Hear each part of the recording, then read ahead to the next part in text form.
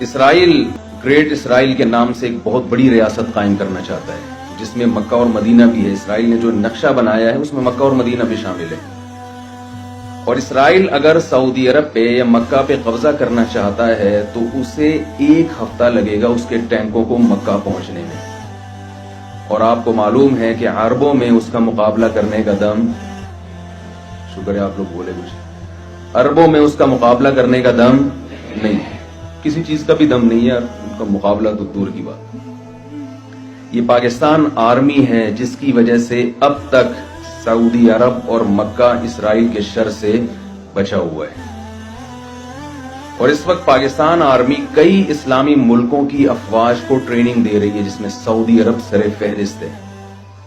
یہ ہمارے ملک کے لیے ایک بہت فخر کی بات ہے کہ ہم حرمین کے محافظ ہیں.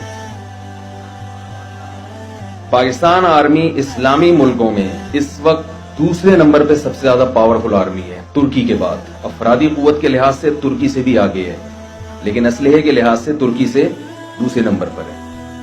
لیکن ایٹمی پاور ہونے کے لحاظ سے آپ کو معلوم ہے کہ کوئی دوسری اسلامی ریاست اس وقت ایٹم بم نہیں رکھتی.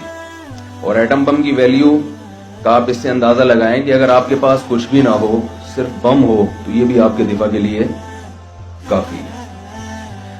کوئی آئے آپ پہ حملہ کرنے کے لیے اور کلاشن کو اس کے ہاتھ میں ہو اور آپ کے پاس بم ہو اور وہ آپ کے قریب. ایٹم بم ایک ایسی چیز ہے کہ ساری دنیا کو پتا ہے کہ جب کوئی مر رہا ہوتا ہے نا تو وہ کہتا ہے جب مرنا ہی ہے تو پھر مار کے مرو. آپ اگر ایک کمزور سی بلی پہ بھی حملہ کریں گے نا، اس کو بھاگنے کا راستہ نہیں چھوڑیں گے تو وہ بھی حملہ کرتی ہے.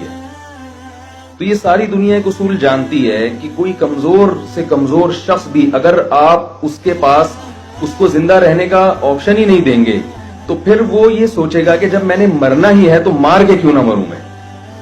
تو یہ جس ملک کے پاس ایٹم بم ہوتا ہے، جو ملک ایٹمی طاقت ہوتا ہے، اس ملک کے بارے میں ساری دنیا جانتی ہے کہ اس کو ختم نہیں کیا جا سکتا، اس کو کمزور کرنے کی کوشش کی جا سکتی ہے. اس کو جس دن اس کو ختم کرنے کی کوشش کی تو یہ مار کے مریں گے، تو یہ بموں سے کھیلنا شروع کر دیں گے. تو یہ ہمارے لیے بہت پازیٹیو چیز ہے.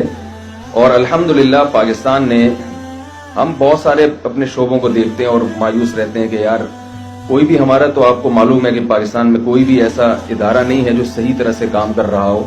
لیکن الحمدللہ ہم عسکری لحاظ سے اپنے پاؤں پہ کھڑے ہو چکے ہیں. پاکستان نے JGF طیارہ بنایا ہے، وہ پاکستان کی اپنی پروڈکٹ ہے.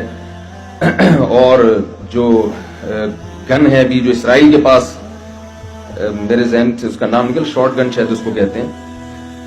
وہ گن کیا کرتی ہے کہ جیسے آپ کا ہدف اگر گلی کے اس پار ہے، یعنی آپ کو اپنا دشمن نظر نہیں آ رہا، تو اس کی جو یعنی آپ اس یعنی 90 کے اینگل سے بھی اس پہ آپ نشانہ لے سکتے ہیں. یہ اسرائیل کے بعد پاکستان آرمی کے پاس، اور یہ خود بنائی ہے. یہ بنی کیسے، یہ ایک لمبی کہانی ہے کہ یہ پاکستان کے پاس ایسی ٹیکنالوجی آئی کہاں سے. یہ ساری اسمگلنگ ہو رہی ہے پڑوسی ملک سے.